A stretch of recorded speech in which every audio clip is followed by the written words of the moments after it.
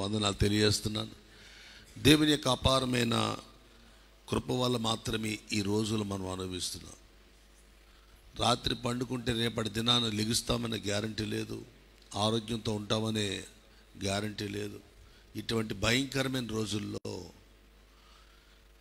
అనారోగ్య పరిస్థితులు ఇట్టే సంభవిస్తూ మనిషిని ఉదయకాలంలో బలంగా ఉండి సాయంకాలానికి ఆ బలం ఉంటుందో లేదో తెలియని ఇంత క్లిష్టమైన వాతావరణంలో దేవుడు మనందరినీ పరిశుద్ధాత్ముడే ఈ మందిరంలోనికి మనల్ని నడిపించాడు. ఆయన అపారమైన సన్నిధి ఈ స్థలంలో మనల్ని ఉంచి ఆయన ఏది నేర్పబోతున్నారో, ఏది మనకు బయలుపరచబోతున్నారో దాన్ని కట్టుకుని వెళ్ళడానికి మనమంతా సిద్ధంగా ఉండాలి. కొన్నిసార్లు మన భక్తి జీవితం మనుషుల వైపుకి వెళ్ళిపోతున్నప్పుడు, కొన్నిసార్లు మన విశ్వాస జీవితం మనుషుల వైపు వెళ్ళిపోతున్నప్పుడు మరలా మనల్ని మనం ఒకసారి పరీక్షించుకుంటే సిగ్గుకరంగా బాధకరంగా ఉంటుంది. నేనైనా ఎందుకు ఇలా ప్రవర్తిస్తున్నాను? మీకు ఎప్పుడైనా అలా అనిపించింది లేదో?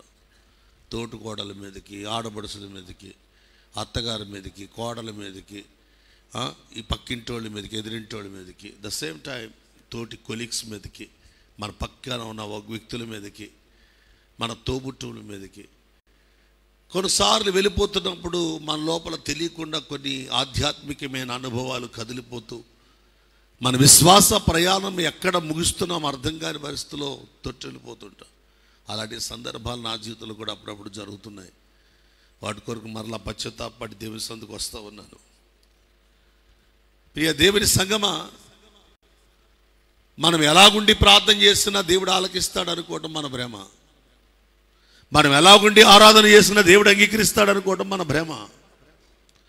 మనం ఎలా పడితే అలాగుండి దేవుణ్ణి ఆరాధించటం వల్ల ఆ ఆరాధన మన చుట్టూ తిరగడం తప్ప ప్రభుకి అది చేరదు. అందుకనే బైబిల్ గ్రంథంలో కీర్తనకారుడు చెప్తున్నాడు, ఆయన యెహోవా నామమునకు చెందవలసిన ప్రభావమును ఆయనకు ఆరోపించుడి, ప్రతిష్ఠితములకు ఆభరణములు ధరించుకుని ఆయన ఎదుట సాగిలపడుడి. ఎలా పడితే అలాగా కాదు. ఎవరి వల్ల నీ ఆత్మీయత డిస్టర్బ్ అవుతున్నా, ఏటి వల్ల ఒకరిని ఆత్మీయత డిస్టర్బ్ అవుతున్నా, అది ఈవులను బట్టి కావచ్చు, ఒకవేళ బంధువులు బట్టి కావచ్చు, వ్యక్తులను బట్టి కావచ్చు, వస్తువులు బట్టి కావచ్చు. ముందు నీ ఆత్మీయ జాగ్రత్త, నీ ఆత్మీయత జాగ్రత్త. ప్రియుడా, నీ ఆత్మ వరదలని, నీ ఆత్మీయతని ఎవరు పాడు చేయకుండానట్లుగా నువ్వే నీ హృదయాన్ని కాపాడుకోవాలి. కొంతమంది సహోదరులను బట్టి ఉద్రేకపడిన సంగతి మీకు తెలియంది కాదు, ఆయాసపడిన సంగతి మీకు తెలియంది కాదు.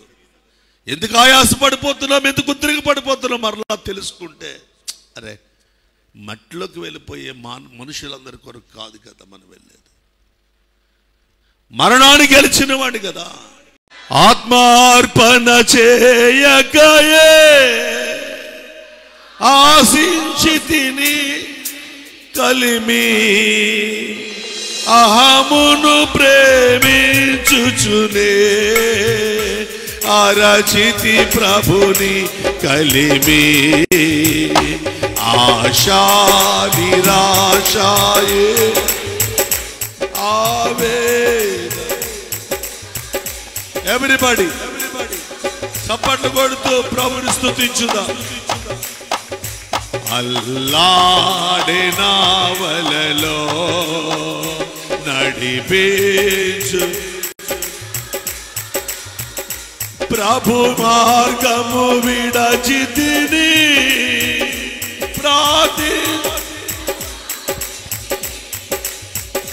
ప్రభు వాక్యము వదలితిని, పరమా ప్రపంచ నటనలలో ప్రావీణ్యమును బలహీనుడనై ఇప్పుడు పాటిందు, లోతైన జలములలో ఎవరిబడి చప్పట కొడుతూ ఆమేన్.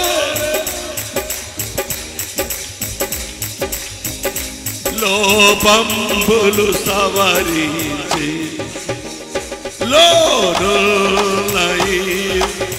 గ్లోరీ హల్లెలూయా. రిబల శబదర రకల రినదల షదనే హల్లెలూయా. చేయుమయా లోపింపని అర్పణగా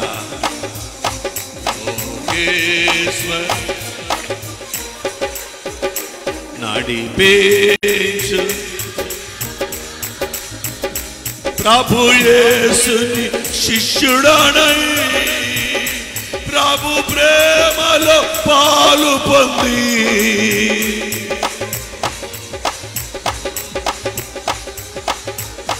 పరిశుద్ధుని పరమాత్మ ఆమేన్.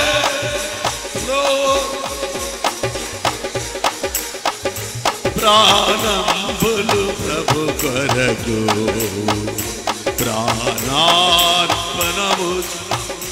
గ్లోరీ. ప్రాణంబులు ప్రభు కొరకు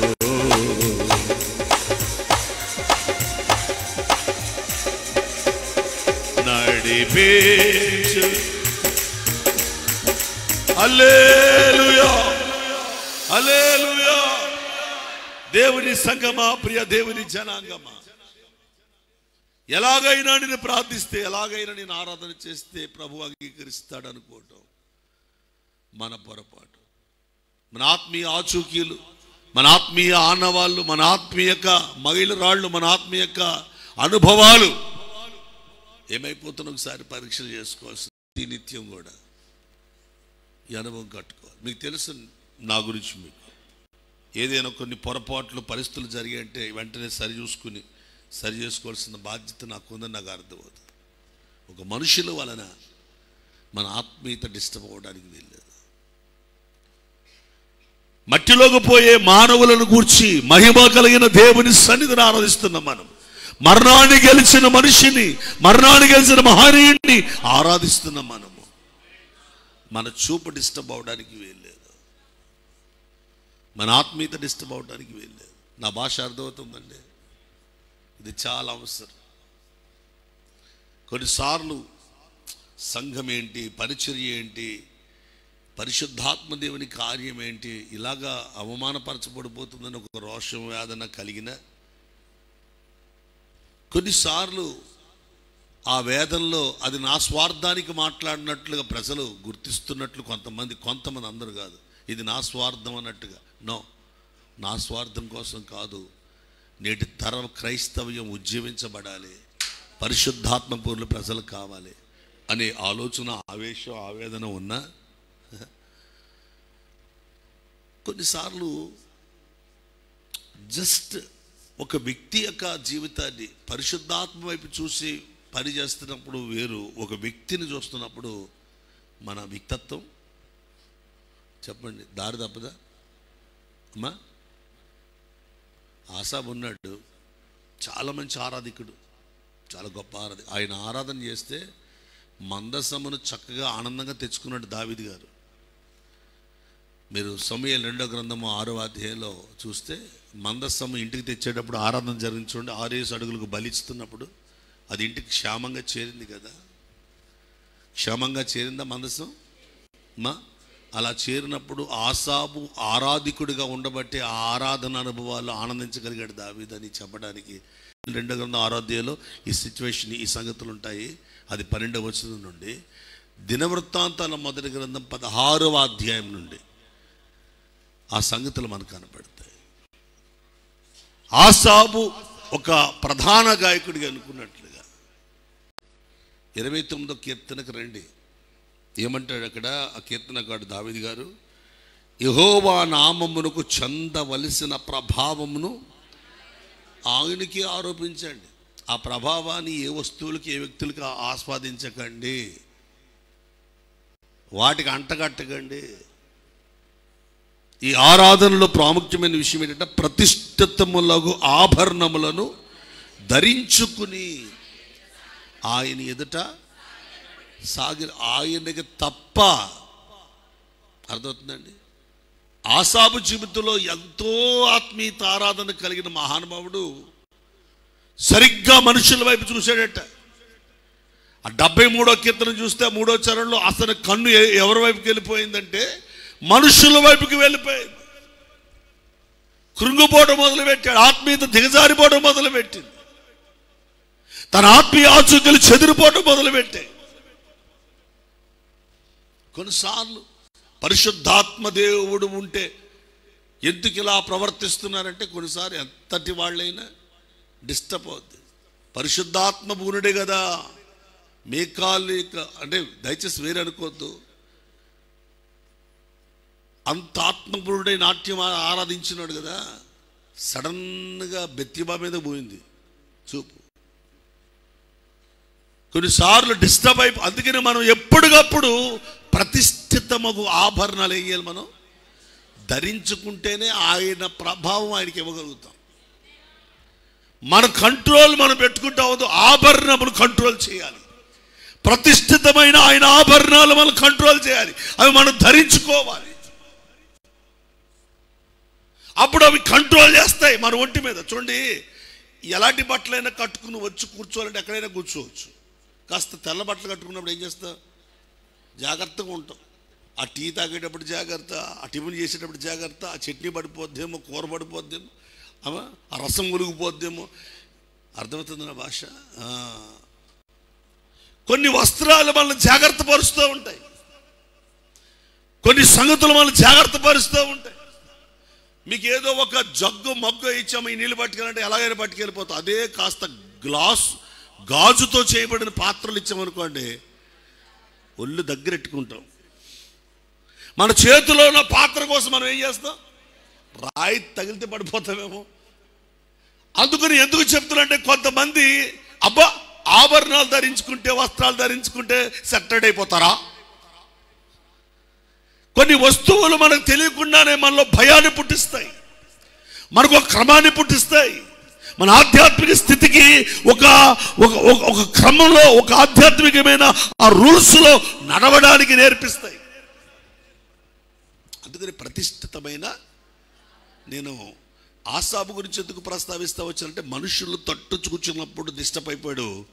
నాకు బాగా ప్రాముఖ్యమైన 73వ కీర్తనలో 3, 13, 23 3, అది 73వ కీర్తన. నేను ఆయన లెక్కలు ఏదో షర్ట్ లెక్కలు చెప్పట్లా, షర్ట్ కొలతలో అండ్ ఆయనకి ఏదో అంగీ కొలతలు చెప్పట్లా. 3లో డిస్టర్బ్ అయ్యాడు, 13లో దేవుని దగ్గర పశ్చాత్తాపడదు, ఆవేశపడిపోయాడు.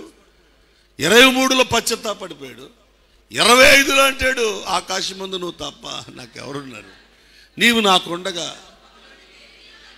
ఈ 3 ఘట్టాలు మీకు ఎందుకు చెప్తున్నట్టే, ఈ 3 ఘట్టాలు ఎందుకు చెప్తున్నట్టే, 3 అనే ఆ వచనం ప్రకారంగా మనం కూడా మనుషులు చూసి డిస్టర్బ్ అయిపోతాం. మనలో కూడా 13వ వచనంలాగా ఎందుకురా శుద్ధి చేసుకున్నాం, బాగు చేసుకున్నాం, ఆత్మీయత కట్టుకున్నాం, ప్రత్యేకించుకున్నాం, ప్రతిష్ఠించుకున్నాం, బాప్తిసం పొందాం, వాళ్ళకలా అన్యుల్లాగా ఉంటే, బైబిల్ పట్టుకోకుండా ఉంటే నేను కూడా నా ఇష్టానుసారం జీవించను కదా, నేను ఏదో తేల్చుకుని వద్దును కదా, అనవసరంగా ఇంత చిన్న వయసులో నమ్మేసుకోవడం వల్ల అన్ని కంట్రోల్ చేసుకోవాల్సి వస్తున్నాయి అని బాధపడిపోతుంటాం.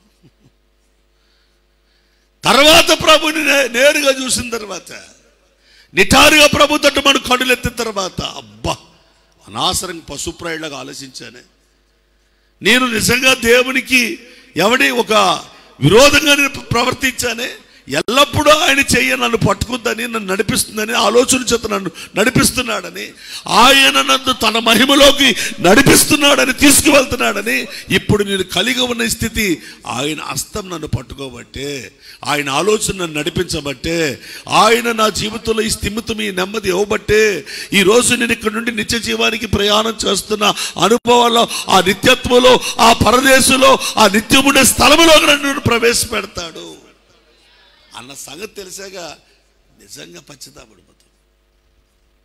దేవుని సంగమా, నీ ఆరాధన అనుభవాల్లో ఉండవలసిన ప్రతిష్ఠితమైన సంగతులు ఏంటో క్లుప్తంగా కొన్ని మాటలు మీకు జ్ఞాపం చేస్తాను.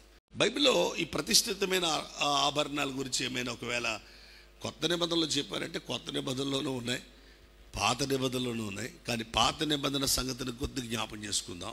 దేవుని వాక్యంలో ఉన్న సత్యాన్ని మనము నిర్గమకాండం దేవుని యొక్క వాక్యానికి వస్తే, ఆ సీనాయి కొండ మీదకి పిలిచిన దేవుని ఆ ఉద్దేశం, మోషే గారిని పిలిచిన ఉద్దేశం, ఆయన అక్కడ ఈ అరణ్యంలో నడిపించేటప్పుడు ఇంతవరకు ఇశ్రాయేలు పిల్లలు వాళ్ళ చేతులతో పితోము అనే పిరమిడ్స్ కడుతూ వచ్చారు. ఇంతవరకు రామ్సెస్ అనే రాజ్యాన్ని, క్యాపిటల్ సిటీ కడుతూ వచ్చారు. ఇంతవరకు వారు సత్రాలు అంటే పరో యొక్క తలంపుల్లోనే వాళ్ళ చేతులు పనిచేసాయి, వాళ్ళ కాళ్ళు పనిచేసాయి. వాళ్ళ యొక్క ఉద్దేశం అంతా పరో తలంపుల మధ్య నలిగిపోయింది. ఇప్పటి నుండి నా తలంపులు ఇశ్రాయేలు పిల్లల్లో పనిచేయాలి. వాళ్ళ చేతులు నా తలంపుల ప్రకారం వారి యొక్క పని జరగాలి. అందుకు ప్రత్యక్ష గుడారం ఎలా కట్టాలో, ప్రత్యక్ష గుడారంలో పరికరాలు ఎలా ఉండాలో, వాటిని ఎలాగ అనిపించారు. ఇప్పుడు వాళ్ళ థాట్ అంతా, ఐగుప్తులో ఉన్న ఆ థాట్ అంతా తుడిచివేసి, ఆ తలంపులను తుడిచివేసి కానాను వైపు ప్రయాణం చేస్తున్నా. ఆ కానానులో బ్రతకడానికి కావలసిన ఆ భక్తి జీవితం ఇక్కడ నేర్పుతాను వాళ్ళకని అరణ్య సంఘాన్ని సిద్ధపరిచాడు. అరణ్య సంఘాన్ని సిద్ధపరిచినప్పుడు అందులో ఒక యాజకుడిని పెట్టుకోవాలి. కాబట్టి ఆ యాజకుడు అహరోను పిల్లలు కనుక ఆ ప్రతిష్ఠించిన ఆ మనిషికి ప్రతిష్ఠితమైన వస్త్రాలు, ఆభరణాలు తయారు చేయాలి. ఆ సంగతే 28వ అధ్యాయంలో కనపడుతుంది. నిర్గమకాండం తిరిగేస్తున్నారా? ఆ 28వ అధ్యాయంలో కనపడుతున్నప్పుడు ప్రతిష్ఠితమగు ఆ ఆభరణాలు, ఆ వస్త్రాలు వాళ్ళు కుట్టించేటప్పుడు ఏ ఉద్దేశంతో ఆ అహరోనికి వారి కుమారులకు ధరించాలో ఆ సంగతులు చెప్తున్నప్పుడు నేను ఒక 4 విషయాలు అందులో సంగతులు జ్ఞాపం చేస్తాను. ఫస్ట్ ఆఫ్ ఆల్ 28వ అధ్యాయానికి రండి. ఈ నిర్గమకాండం దేవుని యొక్క వాక్యంలో ఇలా రాయబడిన సంగతులను బట్టి నేను దేవుని యొక్క వాక్యాన్ని చూస్తే కనుక, ఫస్ట్ ఆఫ్ ఆల్ 28వ అధ్యాయంలో మనం 3వ వచనం చదివితే, అహరోను నాకు యాజకుడు ఉండినట్లు నీవు అతన్ని ప్రతిష్ఠించు,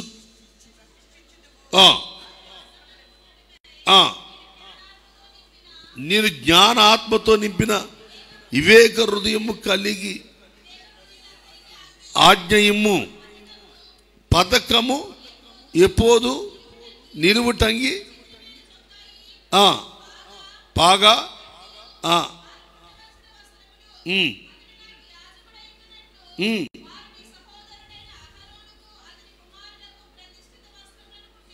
దేవుని గట్టిగా స్తోత్రం చెప్పాడు సార్. ఏమేమి కొట్టాలో, ఎలా కొట్టాలో, ఎందుకు కొట్టాలో, ఆ కుట్టేవాడు ఎలాంటోడై ఉండాలో. ఎలాంటోడట ఏమా? జ్ఞాన ఆత్మ నిండిన వివేకము గల హృదయము కలిగిన వ్యక్తి. ఈరోజు దేవుని బిడ్డలారా, సంఘము ఎలాగుండాలి అంటే జ్ఞానాత్మ కలిగి వివేకము కలిగిన హృదయముతో ఆరాధన చేయాలి. ప్రతిష్ఠితమైన వస్త్రాలు ఎప్పుడు నీ ఒంటి మీదకి వస్తాయి? ఆధ్యాత్మికమైన వస్త్రాలు అంటే ఏం కావాలట? జ్ఞానాత్మ. అందుకే బైబిల్లో ఈ వాక్యానికి ఇర్మియా గ్రంథం 3:15లో ఎవడబడితే వాడు కాపరి కాదు, ఎక్కడ పడితే అక్కడ ఆరాధన కాదు, తెల్ల బట్టలేసి పెద్ద బైబిల్ పట్టుకున్న చాలా సంఘాల కల్లా వెళ్ళిపోవడం కాదు. దేవుడు ఒక్కొక్క కాపరి, ఒక్కొక్క విశ్వాసకి, ఇంతమంది విశ్వాసుల తర్వాత మరలా మరొక ఆరాధన, ఈ ఆరాధన జరుగుతున్న ఈ అపోస్తలిక్ స్టెప్లో నేను ముందే చెప్తున్నాను, దేవుడు ఈ స్థలానికి మిమ్మల్ని ఆత్మ ద్వారా నడిపించాడా?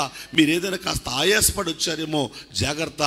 దేవుడు వెళ్ళమన్న స్థలాలకు పంపిన కాపర్ దగ్గరికి వెళ్ళండి తప్ప కులాలు చూసుకుని కానీ, నాకు బాగా నచ్చింది ఈ ఆరాధన టైం అని కానీ, నాకు అనుకూలంగా ఉందని కానీ ఈ పద్ధతుల ప్రకారం భక్తి చేయక, నన్ను ఎలాగ ఏ స్థలంలో ఉండమన్నాడో తెలుసుకుని ప్రవర్తించడానికి సిద్ధపడటానికి ఇర్మియా గ్రంథం 3:15 ఏం రాబడింది అక్కడ?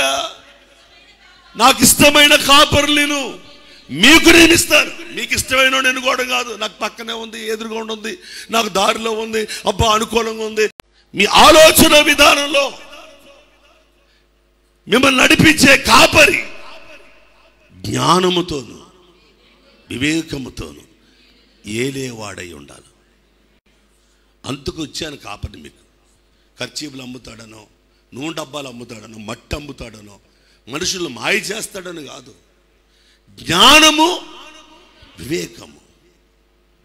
ఇది ఆ రోజు అహరోనికే కాదు, ఈరోజు మన జీవితంలో కూడా ప్రకటిస్తున్నాడు ప్రభు. చాలా అవసరం. ప్రతిష్ఠితము ఆభరణం దొరికేది ఎక్కడ అంటే, ఎక్కడండి? జ్ఞాన ఆత్మ కలిగి వివేక హృదయంతో ఆరాధించే అనుభవాల్లో, లేదా ఆ వస్త్రాలను తయారు చేసేవాడిని సాన్నిధ్యానికి మనం వెళ్ళాలి. అర్థమవుతున్నాయి అనుకుంటా మాటలు. ఈ స్థలము ఎలాగుందా? నీకు జ్ఞానం వివేకము నేర్పిస్తుందా? తెలియజేస్తుందా? బైబిల్ అందుకే 91 కీర్తన 12 చరణంలో మోషే గారు అంటాడు, మాకు జ్ఞాన హృదయం ఇవ్వండి అయ్యా, జ్ఞాన హృదయం ఇవ్వండి అయ్యా, మా దినములు లెక్కించడం మాకు నేర్పించి. అంటే అర్థం ఏంటి? జ్ఞాన మనసు కాదు, ఈ లోకంలో బతకడానికి చేసే మనసు జ్ఞాన మనసు. జ్ఞాన హృదయం అంటే చచ్చిన తర్వాత నిత్య జీవానికి వెళ్ళడానికి ఈరోజు ఈ భక్తి జీవితం ఎలా కట్టుకోవాలి. చచ్చిపోయిన తర్వాత మళ్ళీ పశ్చాత్తాపం ఉండదు. చచ్చిపోయిన తర్వాత నరకానికి పోయిన తర్వాత మరలా నువ్వు మారు మనసు పొందడానికి అవకాశం ఉండదు. నో ఛాన్స్, చాయిస్ లేదు. కాబట్టి బ్రతుకుండగానే ఆ నిత్య జీవానికి వెళ్ళడానికి నీ జీవితాన్ని క్రమపరిచే అనుభవమే జ్ఞానం. ఈ హృదయం నీకు ఉండాలి. ఆ నిత్య జీవాన్ని, ఎటర్నల్ లైఫ్. అయ్యో, తల్లి గర్భం నెలలే, ఈ భూమి మీద సంవత్సరాలే, యుగ యుగాలుండే రాజ్యం ఒకటి ఉంది. ఆ రాజ్యం కోసం నేను కట్టబడడానికి మందిరానికి వెళ్తున్నాను. ఉద్యోగం వస్తుంది, పిల్లలు పుడతారు, పెళ్ళిళ్ళు అవుతాయి, ఇల్లు కడతాను, ఊరెగుతాను. ఇది కాదు. నా పాపముల నుండి నన్ను తప్పించగలిగే వాక్యం, నన్ను క్రమపరచగలిగే మాటలు, జ్ఞానం. హల్లెలూయా. జ్ఞానానికి 7 స్తంభాలు ఉన్నాయండి. అది 9వ సామెతల గ్రంథంలో రాయబడింది అన్నమాట. ప్రియ దేవుని సంగమా, ఈ విషయాలు గుర్తించి, వివేకం అంటే ఏంటండి? వివేకం అంటే నిన్ను నీవు ఈ భూమి మీద ఎలాగ నిత్య జీవాన్ని సిద్ధపడుతున్నావో, ఆ నిత్య జీవంలో ఆయనని గ్రహించగలిగే స్థితిలో ఆయన కనపడుతున్నాడు. కనపడని భక్తి కాదు, నాకు అది కనపడుతుంది, అది గుర్తిస్తున్నాను అని. యోహాను పత్రిక 5వ అధ్యాయము అర్థవుతుందా? యోహాను పత్రిక 5వ అధ్యాయం 20 వచనం ప్రకారంగా, సత్యవంతుడైన వారిని అనగా శాశ్వతమైన రాజ్యమును, ఆ ఎటర్నల్ లైఫ్ను చూడడానికే, గ్రహించడానికే యేసు ఈ లోకానికి వచ్చి మనకు వివేకం ఇచ్చి, అంటే యేసులో చూస్తే ఎటర్నల్ లైఫ్ ఎలాగ ఉంటుందో మనకు అర్థమైపోతుంది. అంటే జ్ఞానం బోధించే చోట వివేకం ఉండాలి. వివేకానికి ముంగురితే యేసు ప్రభువు.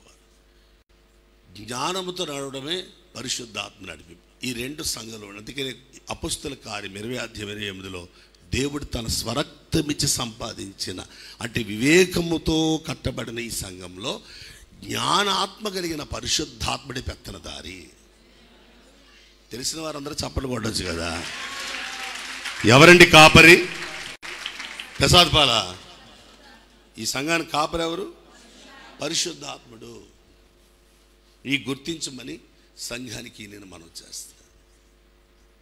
ప్రతిష్ఠితమైన ఆభరణాలు, ఆ వస్తువులు ధరించడం, జ్ఞానము, వివేకము, ఇది కాపరి మీ జీవితంలో సిద్ధపరిచే వస్త్రాలు. ఇవి అవి మన జీవితంలో కట్టుకోవాలి. కానీ అందుకని బైబిల్లో 14 కీర్తన 2వ చరణమా ఏమంటాడు? వివేకము కలిగి దేవుని వెదుకువాడు కలడేమోనని.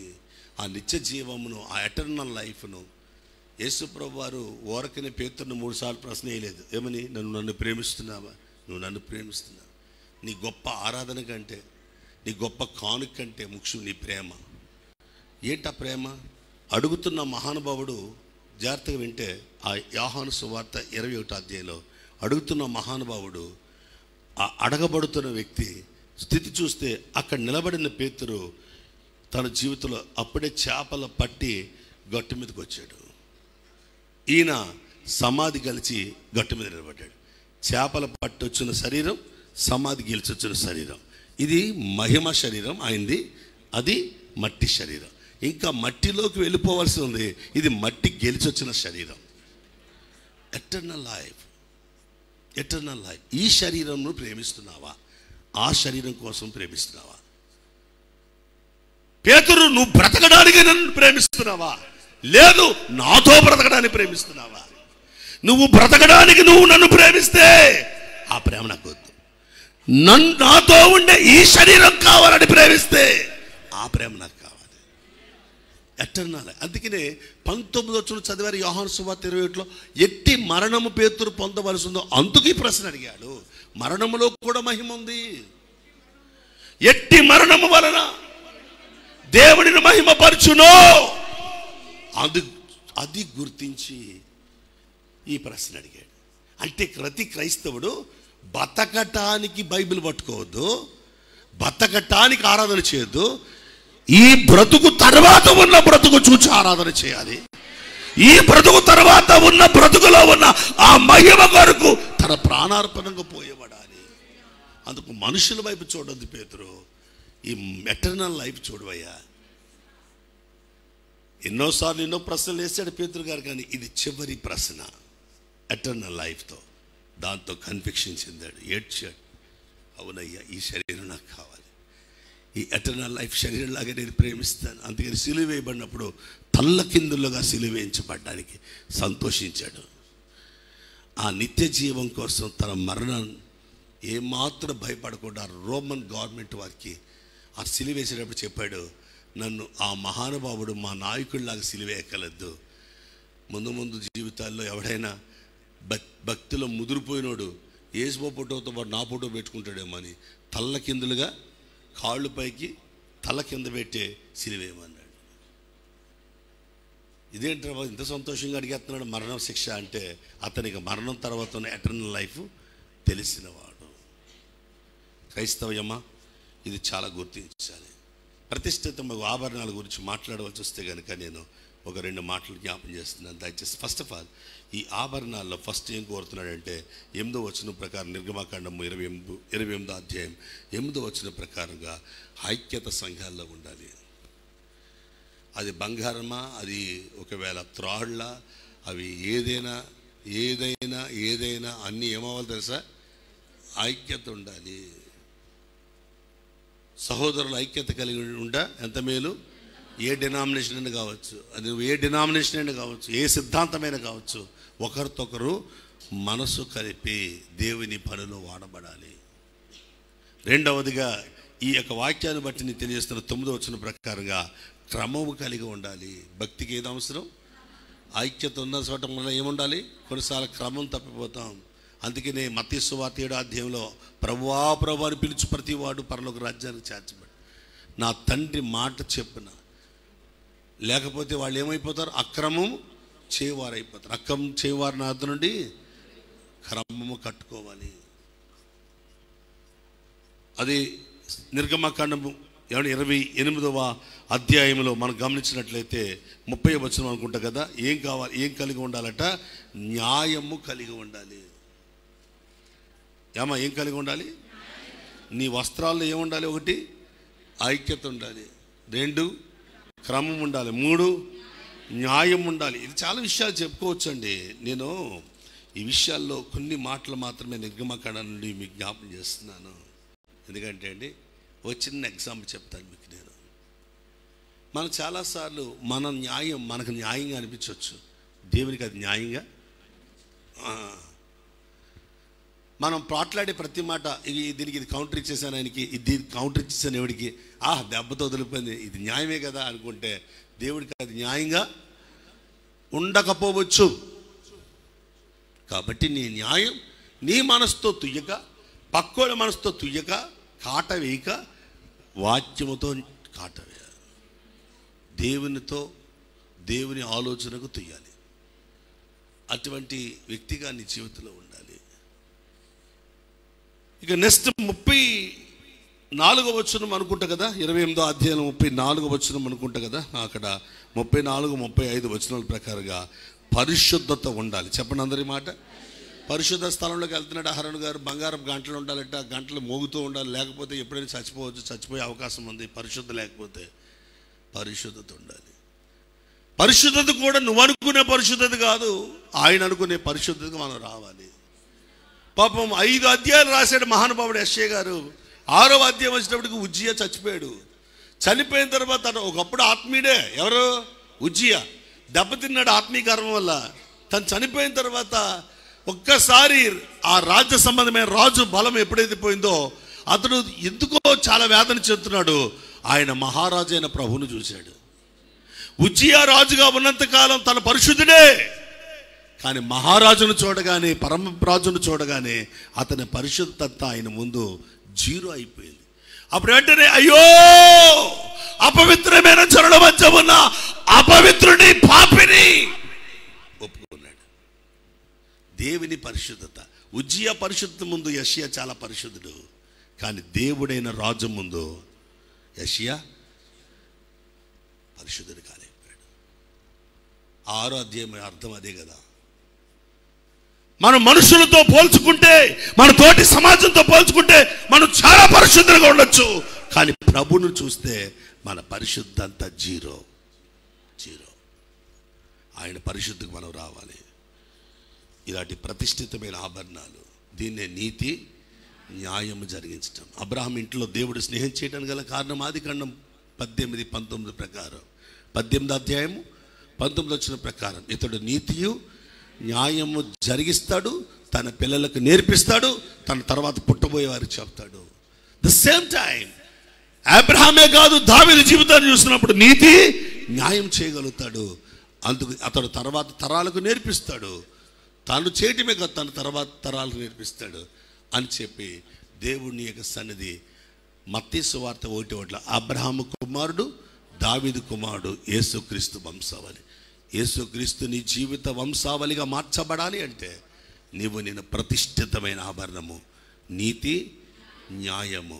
అది ఎక్కడ దొరుకుద్ది? జ్ఞాన వివేకమున్న చోట. ఈరోజు చిన్న ప్రార్థన.